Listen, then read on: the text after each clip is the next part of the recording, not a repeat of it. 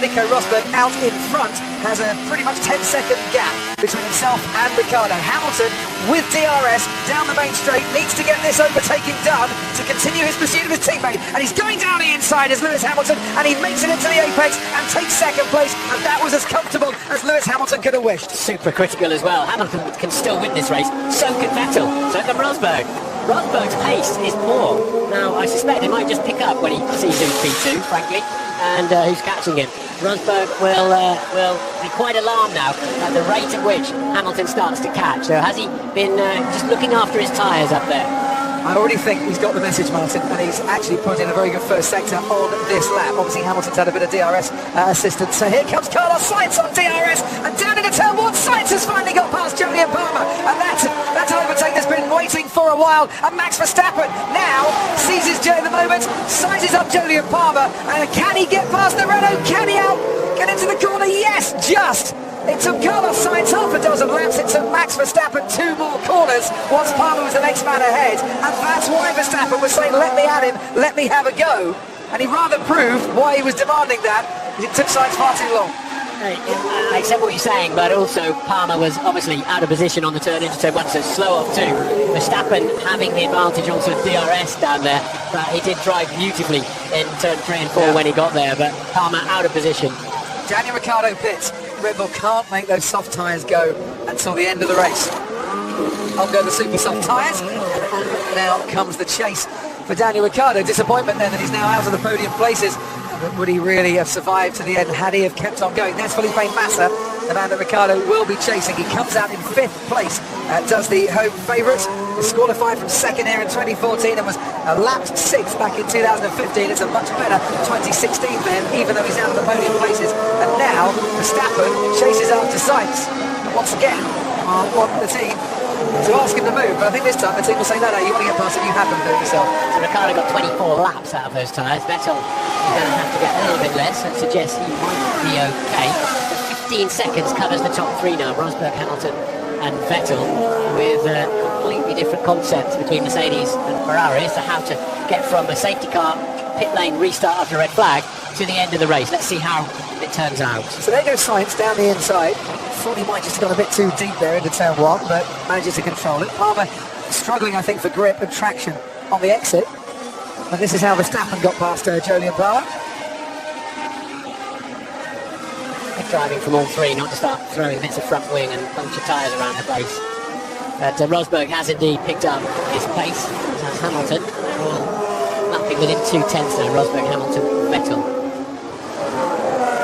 Ferrari looked like they just wanted to stay off those medium compound. They didn't want to go near them, did they? You've got to sometimes just trust your gut instinct, haven't you? Rather than just wanting to go for the data all the time. Ted, down to you. Yeah, but maybe they didn't like the medium tyres because everything from the winter has shown that they were really good on the soft tyres. Sebastian Vettel's going to have to make his soft tyres last now to the end of the race, something Daniel Ricciardo certainly couldn't do, but Vettel will have to do 21 laps, I think, with the soft tyres, which should be fine. But just to underline how comfortable Mercedes are with this white stripe medium tyres, guys, they used 60 sets of medium tyres at the second test in Barcelona, so they know that tyre inside out. I know, different conditions, different track, still. Next good fight we're going to see is Ricciardo catching Massa. Now he's changed his tyres. Ricciardo flying along there in 5th place. Grosjean up to 6th, Crofty, and doing solid lap times on a set of tyres that should get him to the end of the Grand Prix. Romain Grosjean doing a stellar job for the inaugural Grand Prix in the Haas team, who have said that their target this season is to score points. Maybe not in their first race, although they certainly said they would dearly love to do it. On course to do that at the moment. And remember, the last brand new constructor to score points in their debut race, and with a team built from scratch, Toyota back in 2002 when they finished 6th with Mika Salo. Well, they've got good mirrors on it because he's got Hülkenberg and Bottas. They're climbing all over the back of it. And he's held them off now for 20 laps. And that's why, if you're a new team, that's why you pick up the likes of Romain Grosjean as well, though. Experience that he gives the team in all sorts of different areas, but very much on the track. The man they were after, Grosjean, saying that he first sat down with the team principal, Gunther Steiner, in Monza last year to have a chat. Sat down with Gene Haas the very next night, Friday into Saturday, and made his mind up in the Italian Grand Prix last year that he wanted to leave Enstone and go off to join Haas F1. Palmer's about to be under pressure for 11th place from Perez, and Magnussen closing in his teammate as well. Of course, Rosberg was allowed to unlap himself before the restart after the red flag. So Palmer slipping away from the points now, but he could no longer keep those Toro Rossos behind him. Jenson Button running down in 15th place for McLaren at the moment. The only car behind him on the track is Pascal Wehrlein, and in the manner, which is disappointing after some good early pace from McLaren, Button now slipping further and further behind. As we see Felipe Massa and Daniel Ricciardo in the fight for 4th and for 5th, and Ricciardo on a brand new set of super soft tyres will fancy his chances here and might just get a nice big standing ovation going into turn 1, but he's got to get past Felipe Massa first, and he's got DRS assistance to try and do that, and the Renault Power, the badged up tag engine, blasts Ricciardo into 4th place, and he does get that standing ovation, and he will hear the screams and the cheers of the crowd as he races off, at least Felipe Massa in his mirrors. Problem for Daniel Ricciardo is it's 20 seconds up the road. His next rival, Sebastian Vettel, his old teammate, his nemesis, and of course in the Red Bull team, I have to say, pretty much put some manners on Vettel that year. Absolutely. Talking of Vettel and Hamilton, it's a scrap that's going to unfold in a few laps' time, because that pace you were talking about that Sebastian Vettel is on is nudging him nearer and nearer and nearer to Hamilton. We're on lap 46 and he's 5 seconds behind. This Ricciardo just gets the cheers. The fans loving that on the hill over by turns 8 and 9. Rosberg picks up his pace out in front. It's looked good for him for quite a while. It's looking exceptional for him at this moment in time. To try and emulate his father, Keke Rosberg, of course, on the Australian Grand Prix. First Australian World Championship Grand Prix in 1985. Rosberg at the moment has a 10.5 second lead on his teammate Lewis Hamilton. Hamilton has 4.3 seconds between himself and Sebastian Vettel. Vettel was half a second quicker on the previous lap. Then there's that gap to Daniel Ricciardo, and it's a 20-second gap, as you rightly said, Martin. The car in between Pascal Wehrlein, the only one of the cars out on the track at the moment that has been lapped. Somebody's on the front and I'm pulling away, and now you don't have me pass. Really. Young man, and not afraid to express his emotions, Martin, in a slightly more colourful way than others. You're getting an attention and 100 lines and that sort of language. Ricciardo's still flying along on those tyres. See fuel burning down nicely now towards the end of the Grand Prix. As we're on lap 47. And, what else is going on down there? Still, Grosjean now pulled out a 1.5 seconds on Hülkenberg, who's out of DRS range, and Hülkenberg has Bottas, Sainz and Verstappen on his tail as well. So that's quite a little train going on there. Grosjean, Hülkenberg, Bottas, Sainz and Verstappen, and there it is. And I wouldn't bet on that being the order of 7th, 8th, 9th, 10th. By the end of this race, Palmer's dropped off the rear of that. Now he's 7.5 seconds down on Max Verstappen. Max Verstappen's just down on everybody that might be in the top. Russell management at the moment, and he's very, very nearly off the track and out of the race. Got all out of shape going through turn 11, got onto the curb in the AstroTurf, and then in the end managed to save it. He's not going to get driver of the day. He will get swearer of the day, but that was unquestionably save of the day. Certainly was. Fastest lap of the day at the moment goes to Daniel Ricciardo, by the way. What do you make of this voting for the driver of the day? Are you in favour of this one? Yeah, as long as it engages the fans, but I've yet to hear how they vote. How do they vote? I assume it's via social media, certainly, but most of the time it's just listen to you for your driver of the day and agree. Yeah, I say it looked actually from the forward-facing, with the camera sort of head onto him. That looked a bit more dramatic, didn't it? He's quickly caught back up again because that Williams is very much holding up Carlos Sainz. I wouldn't mind being in the debrief at Toro Rosso at the end of this race. Take a swear box with you, might make 50 quid. It's interesting to see here from the two drivers at the end of it. And Sainz will say he's pushing, he's not doing anything wrong. Why? He's got track position. Why should they let Max pass? Yeah, I agree. Yeah, if you want to get past, overtake him. So this is what I was hoping for, though. All the way through the field, lots of action. I think this is going to be a story of 2016 because we've got, the quality and depth on this grid better than we've had for 10 seasons, as far as I'm concerned. Great talent, emerging talent. Thankfully, it seems like Ferrari could at least keep Mercedes occupied, and then we're going to see loads of this through the season because the cars are more reliable. They seem so close in performance. We've got a third tyre added to race day as well, just to add another level of challenge, if you like. And look at Grosjean, he's definitely getting away from Hülkenberg. I was just about to say he's broken the Hülkenberg challenge, isn't he? Hülkenberg's just dropping back off now into the clutches of Bottas and Sainz and Verstappen. I wonder if Hamilton has done the same to Sebastian Vettel as well. I've been monitoring their lap time. Vettel's been catching up, but he needs to be catching up a little bit faster at the moment, and only 0.2 of a second on the last lap. I wonder if the life is starting to go out a little bit of the soft compound tyre that Sebastian Vettel's on. Yeah, they've only got to do 22 laps. Ricciardo got fed up with his after 24. Yeah. It's the performance, isn't it, that Sebastian Vettel's wanting at the moment. And the pace to come from it is we're on board with Valtteri Bottas at the moment. Saying that, Vettel just pulled out 0.4 in the final sector. So it's now down to 3.2 seconds, the gap between Lewis Hamilton and Sebastian Vettel. So we haven't got driver tracker up in the box today. There's new rabbit hutch they've given us for this year. Breathe in. So I don't know if they're catching traffic out there from time to time. Tell you what, man, the rabbits will be closing at the end. Look at that, 28.997 then for Ricciardo. Fastest ever lap around there, 24.1 with a 3-litre V10 by the great Michael Schumacher back in 2004. So we're still a bit off that. Vettel's getting on with it again.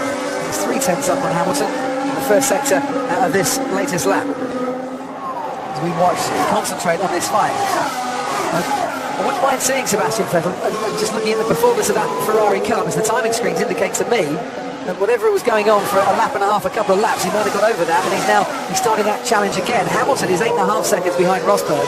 He's lapping quicker, but Rosberg still should be comfortably ahead. Checking your front brake wear is critical. We will not make it to the end like this.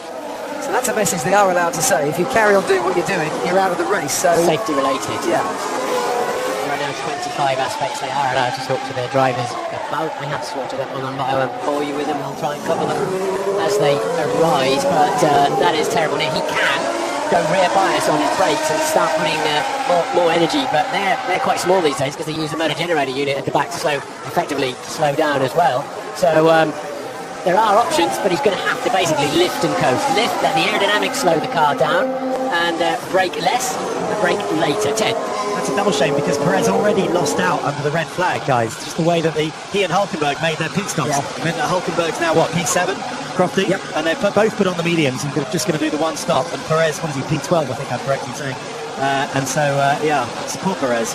He was set for, had the race just continued, he would have been set to finish right in front, or right just behind Hulkenberg, but he's several places. Well, and this is it. Their strategy was perfect until the red flag came out. Romain Grosjean was running a decent strategy, which turned into a perfect strategy when the race played out, because he's in 6th place at the moment and he's looking fairly good for it. And is there an irony, quickly, Crofty, that if Ferrari do lose this race because of the red flag, the cause of the red flag were two ex-Ferrari drivers, Fernando Alonso and Esteban Gutierrez. Yeah, there is that. Lewis Hamilton outbraking himself here, Martin. Into turn 9, scamper along the inside there. He'll then be very slow out of 10. Well, look, he's lost down. almost a second in that middle sector, and what was a 2.5 second gap has now come down to this. And Sebastian Vettel, who was on course, I think, Martin, in about 3 laps' time to be right behind Lewis Hamilton, is now very much right behind Lewis Hamilton, and this is going to be one hell of a defence for the world champion. Yeah, as I was saying, he was slow out of 10, and he'll be all the way down the next straight would have been slow too, and that's what, as you say, expedited Vettel getting on to his tail, and if he can get through, it's a bit of a save for Ferrari in many respects on the way that they did the strategy and stayed away from those medium compounds. But yeah, it was a 32.0 lap for Hamilton, so he lost about 1.3 there with that error, and just 10 seconds covers the top 3 now. Well, what many were predicting would be a very comfortable 1-2 for Mercedes here in Australia has been anything but. You're only just joining us. You've missed some of a race, you really have. Sebastian Vettel getting off the line brilliantly to lead the race from Kimi Raikkonen. Hamilton down to 6th and 7th at one stage behind Massa and the 2 Toro Rossos. Ferrari having a strategy to go on and win the race, it seems. They then had a massive accident between Esteban Gutierrez and Fernando Alonso. Brought out the red flag. The race was stopped. Now with 5 laps remaining, because of the way the strategy has played out ever since, Nico Rosberg leads this race. Lewis Hamilton 2nd and Sebastian Vettel 3rd, but for how much longer? Ferrari could have matched Mercedes, put the medium compound tyres on, which both Rosberg and Hamilton have run since that red flag. They didn't. They chose instead to go with a softer compound, the super soft tyres, and give themselves extra pace. They didn't get that extra pace, and it allowed Mercedes then to leapfrog them when Vettel had to pit once again. And now we get down, 4.5 laps to go. Rosberg's out in front by 10 seconds. Vettel pursuing Lewis Hamilton here, and all the way to the line, might yet have a chance of salvaging 2nd place. In 4th at the moment, Daniel Ricciardo. Real boost from Red Bull, that would be if he can manage 4th place. Rosberg's going to have to catch and pass a lot of cars before the end of the Grand Prix. I wonder if they'll end up in that Grosjean-Hulkenberg battle as well, with the kind of pace. They might not get that far. Oh, we got a spinner. Is that Max Verstappen? I think so.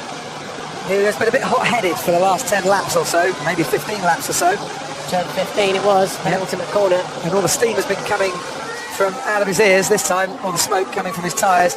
And he just overcooked it going into the slowest corner on the track. His teammate locked up, that's what happened. Hard.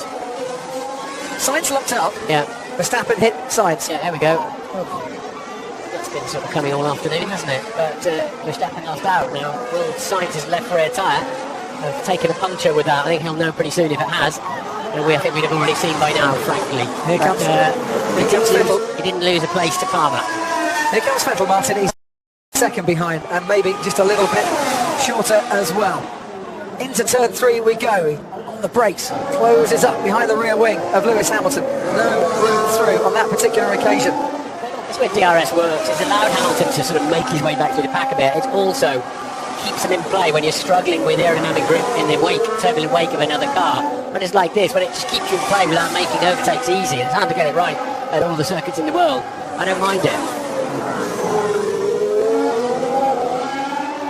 Best season ever for a Ferrari driver on his debut. Sebastian Vettel picking up 13 podiums last year.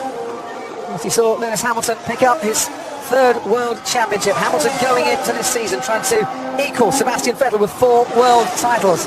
We've got the longest season on the calendar. I would like to see these two running neck and neck throughout each and every one of the 21 races, and Nico Rosberg to join them for company, because there's been shades and mentions, haven't there, from back to 1986, Mansell and Piquet and Prost. And I wonder if we're going to get that again, that similar season this year. 3 laps to go then. It seems to me that Mercedes are not going to run and hide this year from Ferrari.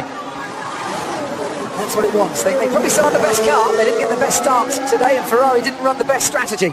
But that's just added to the excitement, and this has been a super race for Nico Rosberg. It's been a brilliant afternoon, given that the one thing he had to do was to come to Australia, not live in his teammate's shadow, and try and beat him and go off with a win. Well, you'd argue that Hamilton's been the quicker of the two Mercedes drivers all weekend long, but at the moment he's not going to waltz off with a win, Lewis Hamilton, and Rosberg will take a lot of comfort from this. Hamilton with that poor start, he pitted a lap before the red flag as well, which hurt him. Yeah. Because he'd already got these tyres on, so that compromised Lewis's afternoon significantly. But nonetheless, it's been a little bit scrappy, hasn't it? But it's all down to the poor getaway. Rosberg, he'll take a win and he'll say, yes, thank you very much indeed. Bit of debris on the track, and Hamilton's run over that. At least it wasn't his tyre running over the carbon fibre. Toro Rosso front wing, I wouldn't be at all surprised. I guess, of course. But, that's the only one we've seen that's been connected with lately. They've left a bit on the track, haven't they? Rosberg's... he's gone. Wide. Sebastian Vettel has debris down there, and he's gone deep into the corner and has that now ended his challenge. You would think so, unless Hamilton makes a mistake himself. And did you hear the cheers from the crowd as Vettel went wide? If you're wondering why he's still got DRS when he's so far behind, that's because the detection point is at turn 14, so he'll get it again now. But down to turn 3. He's really struggled a bit in that corner through the weekend, Sebastian Vettel. It's a tricky little corner. I think his eye was taken off with Hamilton coming up so quickly. It also took a bit of aero off his front wing in the wake of Hamilton's car, and he locked up a front wheel. Sorry, guys. Gave it everything, and in the end, he's going to have to settle on finishing behind the two Mercedes. Such a shame. You wanted to see Vettel try and throw one down the inside and have a go. I still get the feeling that Max Verstappen's in a position where he's going to try and make a point between now and the checkered flag of getting past his teammate, no matter what they're going to say to him on the pit wall. Been wrestling that through 16. He's an angry young man, isn't he? Absolutely throwing the car around. Brilliant. He's going to drive to the left, to the right, or clean through him if he gets half a chance to do. He certainly is. And at the end of it, Toro Rosso might just come out here with a double point scoring finish. Probably not as much as they were hoping for at the start. Nico Rosberg starts the final lap of this 57-lap Australian Grand Prix. Lewis Hamilton is 7 tenths of a second behind him. Sebastian Vettel's got 3 seconds to try and make up. Daniel Ricciardo and Felipe Massa completing the top 5. Romain Grosjean, who only finished in the top 6 once in the whole of 2015 with Lotus, goes to a new team and looks like he's going to finish 6th on their debut in Formula 1. And they'll be cracking open a few cans of beer and giving it the big yee-haws down a Haas for that result. And so they should as well. Absolutely. Let's not Took it up too soon. He's got to get over the line yet, but it's certainly been a stellar first race for the new team from America. There they are. And we've all become big fans of Romain Grosjean. There was a time, wasn't there, where he was a bit of a liability out there, tripping over everything that moved. And he sorted that out and became a world-class driver. He's matured well, he certainly has. Sainz, Verstappen behind Bottas and Hulkenberg to complete the top 10. Jolyon Palmer on his debut looks like he's going to finish outside of the points. We see Nico Rosberg now completing the end of his final lap. I'm just looking at Carlos Sainz, can't quite get past Valtteri Bottas. And the headlines, the cheers and the applause, they're all going to go to Nico Rosberg today. His dad won this race, the Australian Grand Prix in '85. In 2016, Nico Rosberg wins the Australian Grand Prix. And since Lewis Hamilton took his world title, he's finished second to Rosberg in every single race. He's the runner-up today. Sebastian Vettel, who had the race in the palm of his hands, has to settle for third place. Mercedes start the season with a 1-2, and they salvaged with some very clever strategy that 1-2 finish from what could have been an absolute disaster for them to kick off this season. Daniel Ricciardo does come home to take fourth place, and a brilliant result for him and for Red Bull, I'm sure. Felipe Massa should take fifth place, and we'll look at this battle and scrapping all the way down to the line. Sainz chasing Valtteri Bottas down towards 10-13. Is he going to throw one down the inside? He has a little look, but no, not on this particular occasion. There's no room through. Verstappen has just lost touch a little bit. Massa will come home to take fifth place. He does, and now all eyes on Romain Grosjean and Haas F1, who've emulated Toyota, the last team to score points on their Formula One debut. Brand new team, brand new season, point scoring finish for Haas F1. Congratulations to them. Nico Hulkenberg comes home to finish 7th ahead of Valtteri Bottas. Carlos Sainz and Max Verstappen completing the top 10. And a race that Nico Rosberg will be very thankful. Yes! Well done. Good job. Yeah! Awesome, guys, awesome! Thank you very much. Great start to the season. And Mike just smiled for the first time this weekend. He had a better start than his teammate, not as good as the Ferraris. Nice job, mate. Excellent. Felt like you had fun today. Thanks, guys. Yeah, for the most part, it was good fun. Nice to be back racing, that's for sure. It was a great drive from Daniel Ricciardo in front of his home ground, no doubt about that. Driver of the day, good driver of the day too. Grosjean in a non-stop race effectively. One change of tyres was in the red flag, so that played very nicely into his hands, but he made the most of it. My driver of the day, I'm Sebastian Vettel. I don't think it's his fault on the tyres. He salvaged it, didn't he? Yeah. Checkered flag, Roman, checkered flag. Absolutely amazing, dude. Guys, listen to me. This is a win for us. This is a win. Unbelievable for everyone. Unbelievable. I don't even know where we finished. Unbelievable. He finished 6th. And I suppose, for those guys, have no fear. Haas F1 team are here. Did anyone assume that they could do this? It's going to go on all season, isn't it? Well, they've shown good pace, haven't they? I mean, they started the first test, they were brilliant, and then they just had loads of gremlins, and looked like they might be having all the usual new team problems, and, that's got to the end. Gutierrez, he may well have got to the end if he hadn't have had that coming together with Fernando Alonso, for all we know. Thank goodness Fernando Alonso is in one piece, unlike his McLaren that's in about 50 pieces. But that is a sensational debut for the Haas team, and I'd like to see that, because I think that's a great model for bringing in a new team and affording to be in Formula One when you're not a manufacturer's team. I want to see them go well, because for me that's a common sense way to go Formula One racing as they're doing it. I know there's a lot of feeling about some people in the paddock that it's like a junior Ferrari team. Yep. Well, they bought listed parts. The